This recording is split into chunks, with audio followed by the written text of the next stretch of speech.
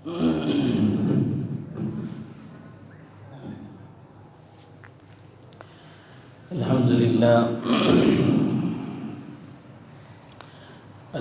لله نحمده ونستعينه ونستغفره ونؤمن به ونتوكل عليه ونعوذ بالله من شرور أنفسنا ومن سيئات أعمالنا. من يهده الله فلا مضل له ومن يضلله فلا هادي له، ونشهد أن لا إله إلا الله وحده لا شريك له، ونشهد أن سيدنا ومولانا محمدا عبده ورسوله صلى الله تبارك وتعالى عليه وعلى آله وأصحابه وبارك وسلم تسليما كثيرا كثيرا.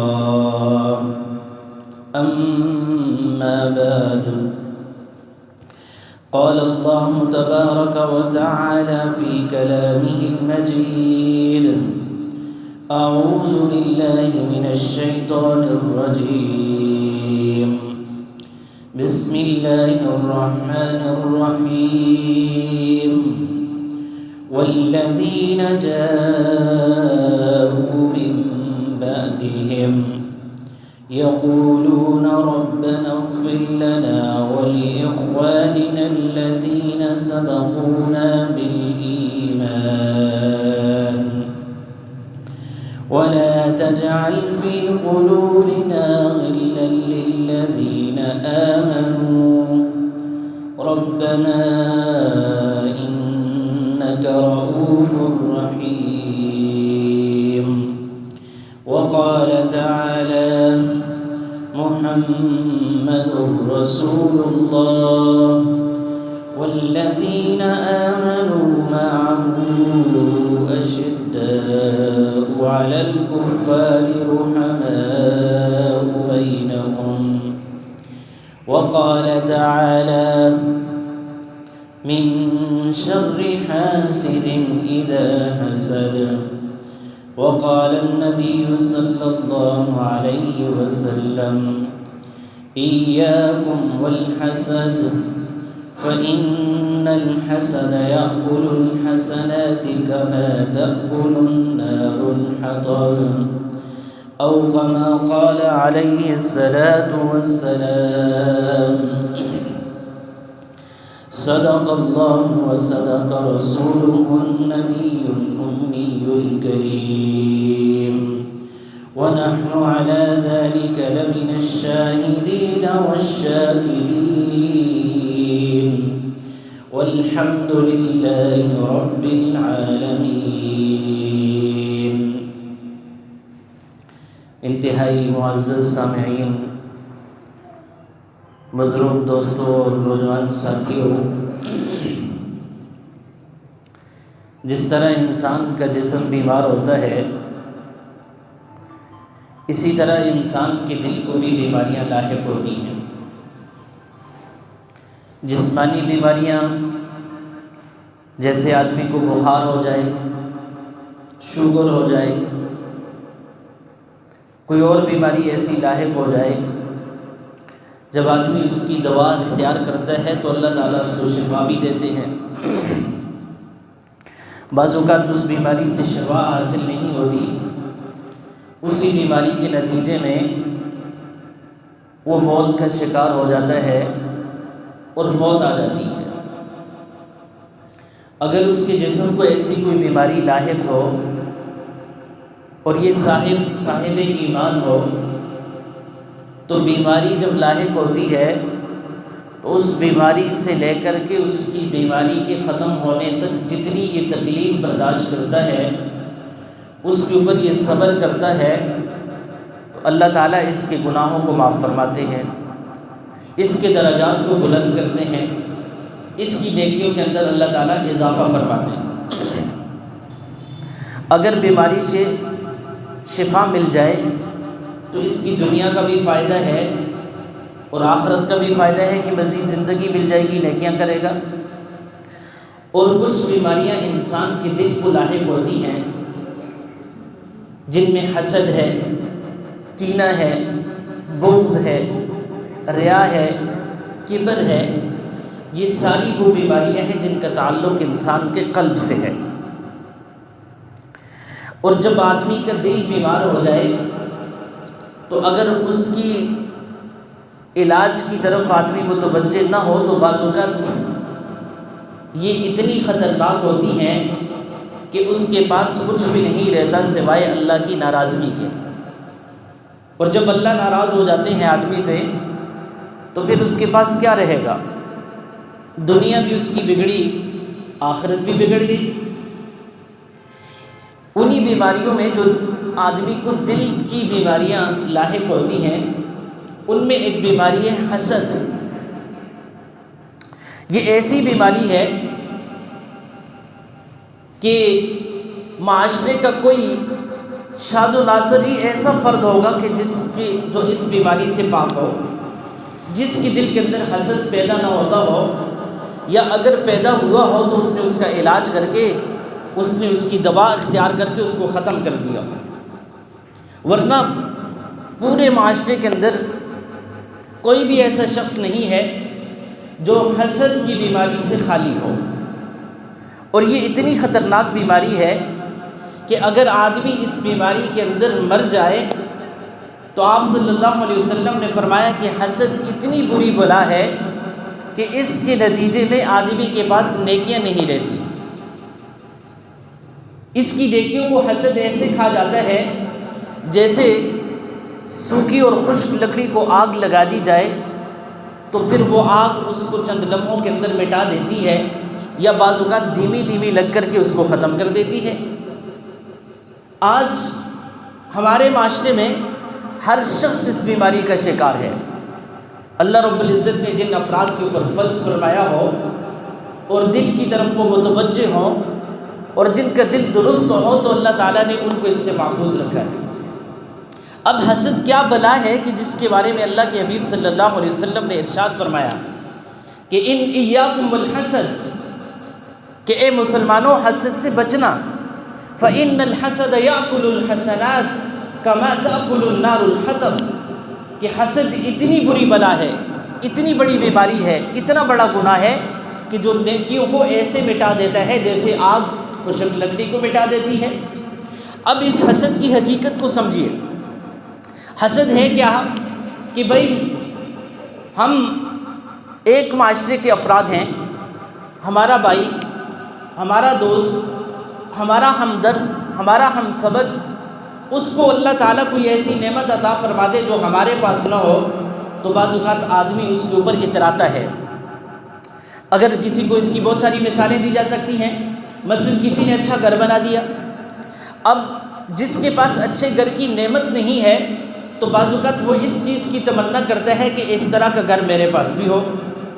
اگرچہ اس کے بارے میں وہ برائی کا نہیں سوچتا، لیکن یہ اس حسد کی ابتدا ہے اور اس کا ادنیٰ درجہ ہے۔ اور دوسرا درجہ اس کا یہ شروع ہوتا ہے کہ فرض کیجئے اگر کسی کے پاس کوئی اچھا گھر ہے، اچھی گاڑی ہے، تو یہ آدمی یہ سمجھتا ہے کہ یہ اس سے چھن کر کے میرے پاس آ جائے، اس کے پاس نہ رہے۔ یہ حسد کا دوسرا درجہ ہے۔ اور حسد کا تیسرا رذیل ترین اور سب سے بدترین درجہ وہ یہ ہے کہ آدمی یہ سوچے، اس کے دل کے اندر یہ داعیہ پیدا ہو کہ وہ جو میرا بھائی جس کے پاس یہ نعمت ہے وہ اس سے چھن جائے، چاہے مجھے ملے یا نہ ملے۔ کسی کے پاس اچھی گاڑی ہے، اچھا لباس ہے، اللہ تعالیٰ نے اس کو عزت عطا فرمائی ہے، علم عطا فرمایا ہے، اس کے علاوہ دولت عطا فرمائی ہے، تو یہ اس بات کے اوپر یہ ہمیشہ فکر مند رہتا ہے کہ وہ جو عزت اس کو اللہ تعالیٰ نے دی ہے، وہ جو نعمت اس کو اللہ تعالیٰ نے عطا کی ہے، وہ اس سے چھن جائے، بھلے میرے پاس آئے یا نہ آئے۔ یہ حسد کا رذیل ترین اور سب سے بڑا درجہ ہے جو انسان کے لیے انتہائی مہلک ہے۔ آج دیکھ لیجئے کہ ہم میں سے کون ایسا شخص ہوگا کہ جس کو کبھی نہ کبھی ایسے حالات کا سامنا نہ ہو، لیکن جب کبھی اس طرح کے جذبات دل کے اندر پیدا ہوں تو اس کا علاج بھی اللہ رب العزت نے بتایا ہے، اللہ کے حبیب صلی اللہ علیہ وسلم نے بتایا ہے۔ اور یہ اتنا برا گناہ ہے جو آسمانوں میں سب سے پہلے اللہ رب العزت کی نافرمانی ہوئی اسی حسد کی بنیاد کی وجہ سے ہوئی۔ جب اللہ تعالیٰ نے فرشتوں سے کہا انی جاعل فی الارض خلیفہ، کہ میں زمین میں اپنا خلیفہ بنانا چاہتا ہوں، انسان کی تخلیق سے پہلے اللہ تعالیٰ نے انسان کو اتنا شرف، اتنی عزت اور اتنا مرتبہ عطا فرمایا ہے کہ اس کو زمین میں خلیفۃ اللہ کا لقب عطا فرمایا۔ اور ہمیشہ سے انسان کو اللہ تعالیٰ نے آزاد پیدا کیا ہے۔ آج ہم اگرچہ اس ملک پاکستان میں رہ رہے ہیں، ہم اگرچہ بظاہر آزاد ہیں، لیکن حقیقت میں ہماری آزادی مسلوب ہے، ہم آزاد نہیں ہیں۔ ایک وقت تک 1947 تک اور اس سے پہلے کے زمانے تک تو ہمارے اوپر انگریز حکمران تھے، اور جب انگریز چلے گئے تو انہوں نے اپنے کالے انگریزوں کو یہاں مسلط کر کے وہ چلے گئے، اور اس کے بعد وہ کالے انگریز انہی کے غلام ہیں، آج انہی کے تسلط کے اندر ہماری زندگی گزر رہی ہے۔ تو اللہ تعالیٰ نے انسان کو یہ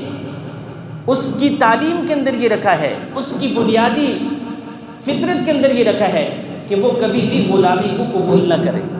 ہمیشہ آزاد پیدا رہے۔ اللہ تعالیٰ نے اس کو آزاد پیدا کیا ہے اور آزادی کے ساتھ اپنی زندگی کو گزارے، یہ کسی کا غلام نہیں۔ اگر اس کے ساتھ غلامی جچتی ہے وہ صرف اللہ اور اس کے رسول کی غلامی ہے، اس کے علاوہ کسی اور کی غلامی انسان کے ساتھ مناسب نہیں۔ اللہ تعالیٰ ہمیں حقیقی آزادی نصیب فرما دیں، اور جس طرح اللہ تعالیٰ نے ہمیں آزاد پیدا کیا ہے ہم اپنے فیصلے کرنے میں بھی آزاد ہو جائیں۔ تو اللہ تعالیٰ نے انسان کو جو مرتبہ عطا فرمایا ہے وہ یہ ہے کہ یہ خلیفۃ اللہ فی الارض، یہ زمین میں اللہ کا خلیفہ ہے۔ جس وقت اللہ تعالیٰ نے حضرت آدم علیہ السلام کی تخلیق کے مرحلے کا آغاز کیا تو اس کے ساتھ اللہ تعالیٰ نے فرشتوں کو بلا کر کے کہا کہ انی جاعل فی الارض خلیفہ، میں زمین میں اپنا خلیفہ بنانا چاہتا ہوں۔ تو فرشتوں نے کہا کہ اللہ آپ ایسی مخلوق کو کیوں پیدا کرتے ہیں جو زمین میں جا کر کے قتل و غارت کرے گی، فساد مچائے گی؟ لیکن اللہ تعالیٰ نے کہا انی اعلم ما لا تعلمون، جس چیز کا علم مجھے ہے وہ تم نہیں جانتے، اس لیے میں یہ کروں گا۔ جب اللہ تعالیٰ نے آدم علیہ السلام کی تخلیق کر دی، پیدا ہو گئے، تو پیدا ہونے کے بعد آدم علیہ السلام کو اللہ تعالیٰ نے علم کی دولت عطا فرمائی۔ وعلم آدم الاسماء كلها، اللہ تعالیٰ نے یہ آدم علیہ السلام کو جب علم عطا فرمایا، اور یہ علم ایسی مجلس کے اندر سکھایا گیا جس میں فرشتے بھی موجود تھے، تو جس وقت اللہ تعالیٰ نے پوچھا تو آدم علیہ السلام کو جو سکھایا گیا تھا وہ سب بتا دیا، اور فرشتوں سے جب پوچھا تو وہ بتا نہیں سکے۔ اب اللہ تعالیٰ نے ایک فضیلت کا اظہار کرنا تھا کہ آدم کو علم کی وجہ سے یہ مرتبہ اور یہ مقام ملا ہے، تو اس مقام کے اوپر، اس موقع کے اوپر اللہ رب العزت نے فرشتوں سے کہا کہ آدم کو سجدہ کرو۔ اب فرشتے تو اللہ تعالیٰ کے حکم کے تابع انہوں نے حضرت آدم علیہ السلام کو سجدہ کیا، لیکن ابلیس کو کہا تو اس نے کہا ابا واستکبر وکان من الکافرین۔ اللہ تعالیٰ نے فرمایا کہ یہ ابلیس نے، شیطان نے انکار کیا اور اس نے تکبر اختیار کیا، اور اس کے نتیجے میں یہ کافر بنا۔ یہ وہ پہلا گناہ تھا جو تکبر ابلیس نے اختیار کیا، اس کی بھی بنیاد اس کے پیچھے حسد تھی۔ کیسے کہ اس نے اللہ تعالیٰ سے کہا کہ میں ایک ایسی مخلوق کو سجدہ کیوں کروں کہ جس کو تو نے مٹی سے پیدا کیا ہے اور مجھے تو نے آگ سے پیدا کیا ہے، اور دونوں کے اندر زمین و آسمان کا فرق ہے، ایک کے اندر بلندی رکھی ہے، دوسرے کے اندر پستی رکھی ہے۔ ایسی مخلوق اس پست کو کیسے سجدہ کر سکتی ہے جو خود بلند اور برتر ہو؟ تو اللہ رب العزت کے حکم نہ ماننے کی وجہ سے اللہ رب العزت نے ابلیس کو اپنی مجلس سے نکال دیا، اور وہ مقام اور مرتبہ جو اس کو اعزاز ملا تھا، عالم تھا، عارف تھا، عابد تھا، سارے اس کو جو القابات ملے تھے اللہ رب العزت نے اس سے لے لیے۔ یہ کتنا بڑا اس کا نقصان ہوا جس کا ازالہ وہ تا قیامت بلکہ اس کے بعد بھی نہیں کر سکے گا۔ اس کی ابتدا کہاں سے ہوئی کہ اس کے پیچھے بھی جو محنت تھی اور جو جذبہ تھا وہ حسد کا جذبہ تھا، جس کے نتیجے میں شیطان اللہ رب العزت کا نافرمان بنا۔ اب دیکھیے زمین پہ آئیے کہ اللہ رب العزت نے جب آدم علیہ السلام کو پیدا کیا، آدم علیہ السلام کی تخلیق پیدا ہونے کے بعد اللہ تعالیٰ نے کچھ وقت جنت میں رکھا، اور پھر اس کے بعد جب اللہ تعالیٰ نے زمین میں اتارا تو زمین میں حضرت حوا اور آدم علیہ السلام کے توالد اور تناسل کا سلسلہ شروع ہوا، کہ ان سے اولاد آدم کا سلسلہ شروع ہوتا ہے، اور آدم اور حوا حضرت ان کو اولاد کے دینے کا سلسلہ اللہ تعالیٰ نے یہ اختیار کیا کہ ان کے ہاں رات اور دن میں یا ایک دن میں دوسرے دن میں دو حمل ہوتے تھے، ایک حمل میں 2 بچوں کی پیدائش ہوتی تھی، ایک حمل میں ایک لڑکا ایک لڑکی، اور دوسرے حمل میں دوسرا لڑکا دوسری لڑکی۔ وہ جو ایک حمل میں لڑکا پیدا ہوا ہے اس کا اس لڑکی سے نکاح جائز نہیں ہوگا، وہ اس کی بہن تصور کی جاتی تھی جو اس کے ساتھ پیدا ہوئی تھی، اور اس کا نکاح اس لڑکی سے کیا جاتا تھا جو اس کے دوسرے حمل کے ساتھ پیدا ہوئی تھی۔ اس طرح آدم علیہ السلام کے 2 بیٹوں کے درمیان لڑائی ہوئی، حابیل اور قابیل کے درمیان۔ ان میں سے اس جو لڑائی کی ابتدا تھی وہ بھی صرف حسد تھا، کہ وہ حسد کی وجہ سے اس نے اپنے بھائی کو اس نتیجے تک وہ اس گناہ کا اس حسد کی ابتدا ہوئی، اور اس کے نتیجے میں اس نے اتنے بڑے گناہ کا ارتکاب کیا کہ اس نے زمین میں ایک ناحق انسان کا قتل کر کے آنے والے انسانوں کے قتل کا اپنے اوپر بوجھ اٹھا دیا۔ اس کو بھی دیکھ لیجئے، آسمانوں میں بھی سب سے پہلا گناہ حسد، اور زمین میں بھی سب سے پہلا گناہ حسد کی وجہ سے ہوا۔ حضرت یوسف علیہ السلام اللہ رب العزت کے بڑے برگزیدہ پیغمبر ہیں، حضرت یعقوب علیہ السلام کی اولاد میں سے ہیں، اور اللہ تعالیٰ نے حضرت یعقوب علیہ السلام کو 2 بیویاں عطا کی تھیں، ایک سے 10 بھائی تھے، دوسرے سے 2 بھائی تھے۔ حضرت یوسف علیہ السلام خوبصورت بھی تھے، اللہ رب العزت نے ان کو علم نبوت بھی عطا فرمانا تھا، اسی ان کے اندر اللہ تعالیٰ نے نبوت والی صفات رکھی، تو حضرت یعقوب علیہ السلام کے دل کے اندر ان کی محبت پیدا ہو گئی، اور وہ ان کو اپنے ساتھ رکھا کرتے، محبت دیتے اور ہمیشہ ان کا خیال رکھتے۔ تو دوسرے بھائیوں کو حسد ہونے لگا کہ ہمارا جو ابا جان ہے وہ ہمارے اس بھائی کے ساتھ تو بہت دل لگی کرتے ہیں، بہت پیار کرتے ہیں، لیکن ہمارا اتنا خیال نہیں رکھتے، جس کے نتیجے میں انہوں نے یہ تدبیر اختیار کی کہ ایسا کیوں نہ کر دیا جائے کہ یوسف کو ختم کر دیا جائے، یوسف کو اس والد کے سامنے سے دور کر دیا جائے اور اس کی آنکھوں سے اوجھل کر دیا جائے۔ چنانچہ وہ تدبیر اختیار کرتے ہیں، اور اس کے نتیجے میں اپنے والد کو دھوکہ دیتے ہوئے حضرت یوسف علیہ السلام کو لے جاتے ہیں کہ ہم اس کو سیر کروا کے لاتے ہیں۔ حضرت یعقوب علیہ السلام اس چیز کا اظہار بھی کرتے ہیں کہ بھائی کہیں ایسا نہ ہو تم اس سے غافل ہو جاؤ، اور اس کے نتیجے میں کہیں یوسف کو کوئی چیز نقصان پہنچا دے، جنگل کا کوئی درندہ اس کو نقصان پہنچا دے۔ وہ بڑی تسلیاں دے کر کے جب لے کے چلے جاتے ہیں، اور جا کر کے ان کے حضرت یوسف علیہ السلام کو مارنے کی تدبیر اختیار کرتے ہیں، تو ایک بھائی کہتا ہے نہیں، ان کو قتل نہ کرو، قتل کرنے کے بجائے اس کو کسی ایسی جگہ پہ ڈال دو جہاں سے کسی راہ گزر کا گزر ہوگا تو وہ اس کو اٹھا کر کے اپنے ساتھ چلا جائے گا، اسی ہم قتل کے گناہ سے بھی بچ جائیں گے، اور یہ جو مصیبت یوسف کی وجہ سے ہمارے اوپر آئی ہے کہ ہمارے والد کی توجہ ہماری طرف سے کم ہوتی جا رہی ہے، اس کے ساتھ زیادہ ہوتی جا رہی ہے، اس سے بھی ہماری جان چھوٹ جائے گی۔ حضرت یوسف علیہ السلام کو کنویں کے اندر اتارا جاتا ہے، اور اس گناہ کے پیچھے بھی اس بڑے گناہ کے پیچھے جو محرک تھا اور جو جذبہ کار فرما تھا وہ بھی حسد ہی تھا، جس کے نتیجے میں حضرت یوسف علیہ السلام کے بھائیوں نے حضرت یوسف علیہ السلام کو کنویں کے اندر ڈال دیا، اور پھر اس کے بعد اللہ رب العزت نے ان کو مصر کا بادشاہ بنا دیا۔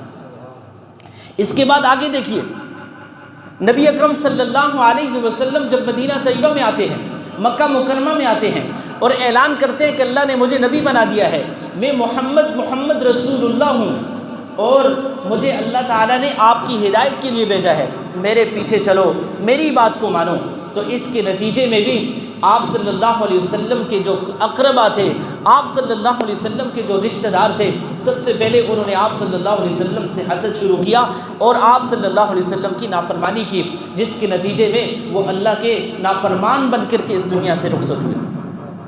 اسی طرح مدینہ طیبہ میں جب آپ صلی اللہ علیہ وسلم آئے تو یہود کے بارے میں آتا ہے یعرفونہ کما یعرفون ابناءہم، ایسا نہیں تھا کہ وہ آپ صلی اللہ علیہ وسلم کو پہچانتے نہیں تھے، بلکہ وہ اپنی کتاب پڑھ کر کے آپ صلی اللہ علیہ وسلم کے چہرے کو دیکھتے تھے، جو کچھ کتاب کے اندر لکھا ہوتا تھا وہ حضور کے چہرے کے ساتھ اس کو ملاتے تھے، تو دیکھتے تھے یہ حقیقت میں وہی نبی ہیں جس کا وعدہ حضرت موسیٰ علیہ السلام سے کیا گیا تھا، یہ حقیقت میں وہی نبی ہیں جس کی خوشخبری سنائی گئی تھی، لیکن اس وجہ سے ایمان نہیں لاتے تھے کہ وہ اس حسد کا شکار ہوئے کہ ان کو تو آنا تو بنی اسحاق میں تھا لیکن یہ بنی اسماعیل میں چلے گئے ہیں، لہٰذا اس کی وجہ سے ہم ان کے اوپر ایمان نہیں لائیں گے۔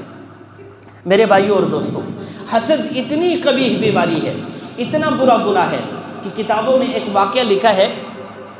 کہ ایک بادشاہ تھا، اس کے ایک وزیر اور اس کے ساتھ ایک عام آدمی تھا۔ تو وزیر بھی بڑے درجے کا تھا اور ایک عام آدمی تھا جو رعایا میں اٹھ کر کے یہ اعلان کرتا تھا کہ اے لوگوں، جو نیکی کرنے والے ہو اس کو نیکی کا بدلہ مل کر رہے گا، اور جو برائی کرنے والا ہے وہ اپنی برائی کی سزا پائے گا۔ یہ اعلان بادشاہ جب سنتا تو اس کو بڑا اچھا لگتا۔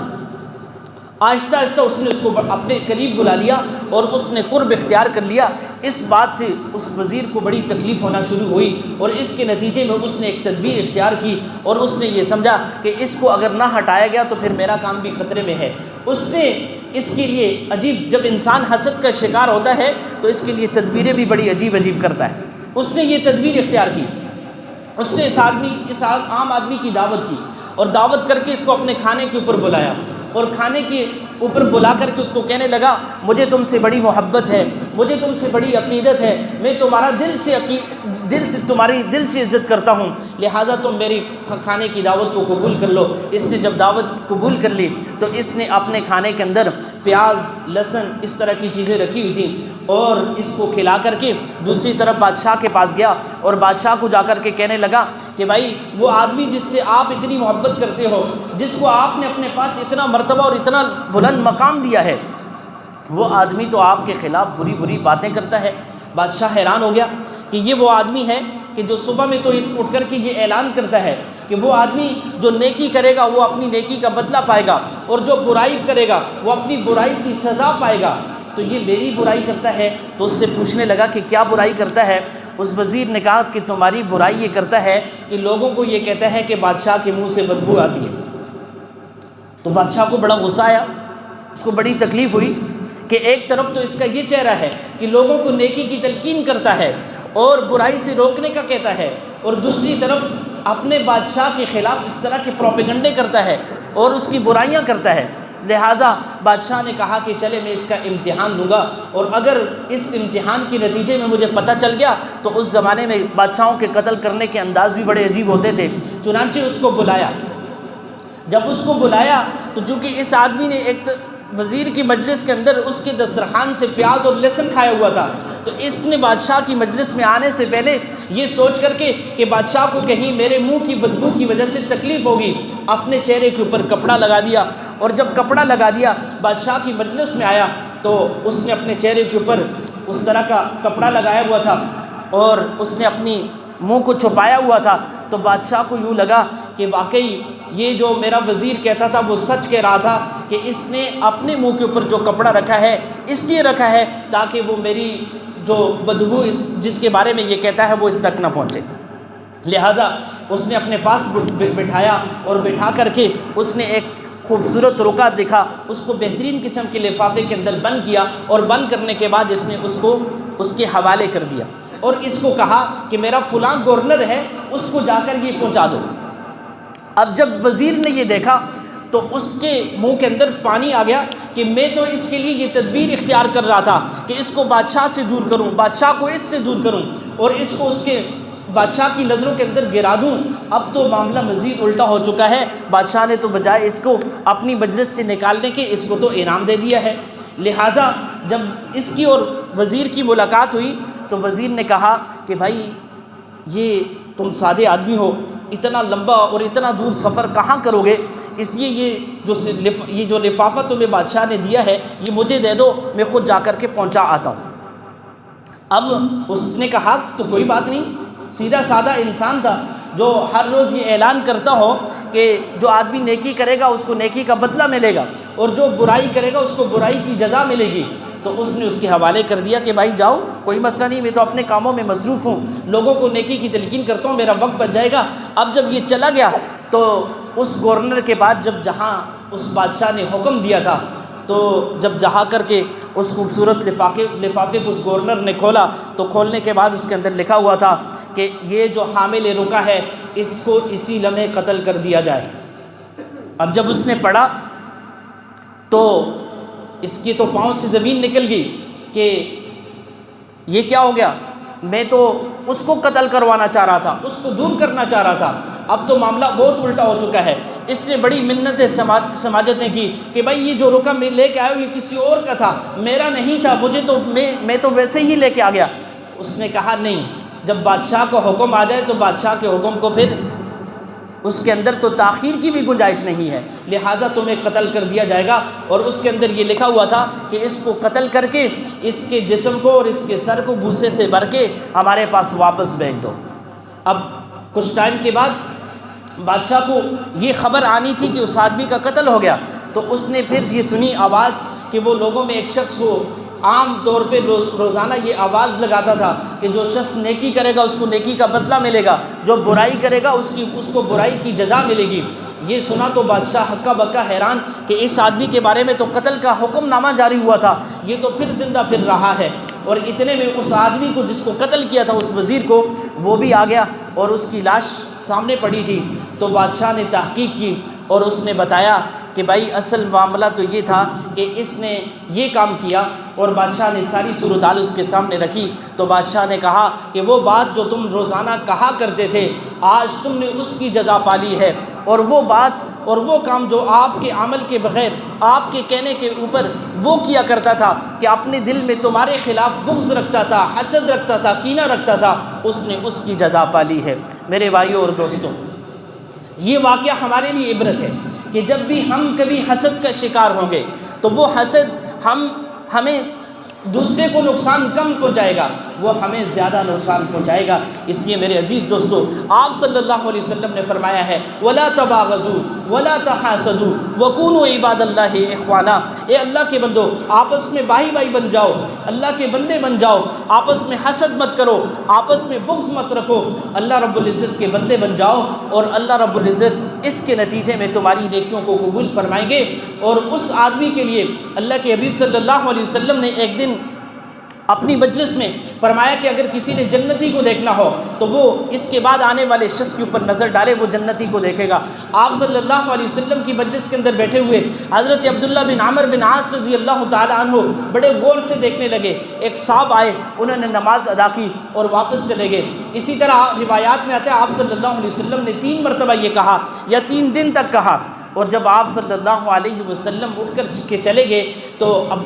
عبداللہ بن عامر بن عاص رضی اللہ تعالیٰ عنہ کے دل کے اندر یہ داعیہ پیدا ہوا کہ اس شخص کا کون سا ایسا عمل ہے جس کی وجہ سے اللہ تعالیٰ کے حبیب صلی اللہ علیہ وسلم نے اس کو جنت کی خوشخبری سنائی ہے۔ یہ اس کے ساتھ ہو گئے اور فرمانے لگے کہ میں تمہارا مہمان بننا چاہتا ہوں۔ تو انہوں نے کہا بخوشی،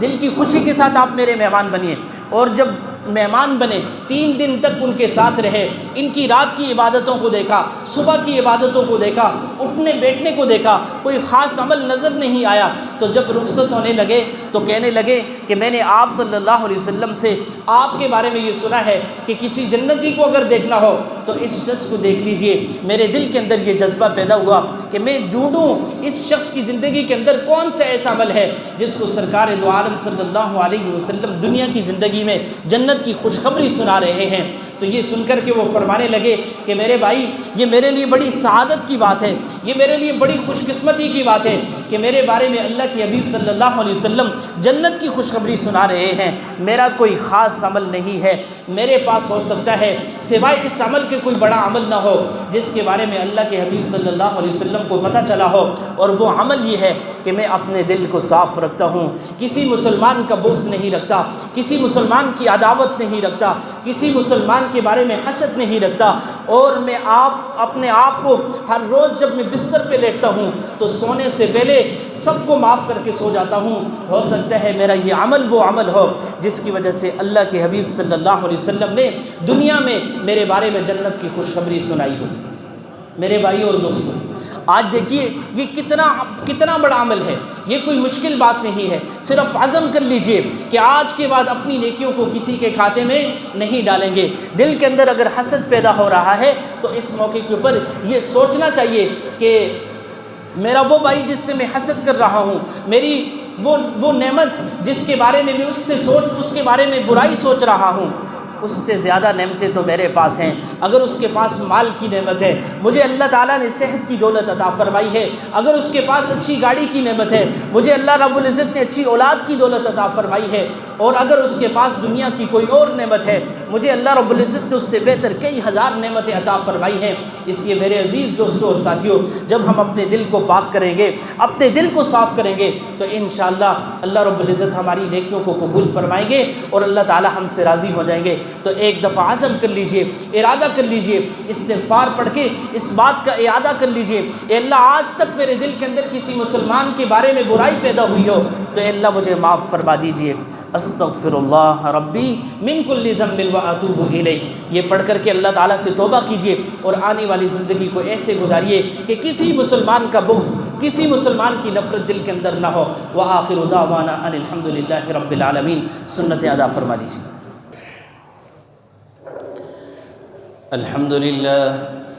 अल्हम्दुलिल्लाह नहमदुहु व नस्तईनुहु व नस्तग़फ़िरुह व नु'मिनु बिही व नतवक्कलु अलैहि व नऊज़ु बिल्लाहि मिन शुरूरि अनफुसिना व मिन सय्यिआति अअमालिना। मन यहदिहिल्लाहु फला मुदिल्ल लहु व मन युद्लिल्हु फला हादिय लहु व नशहदु अन ला इलाहा इल्लल्लाहु वहदहु ला शरीका लहु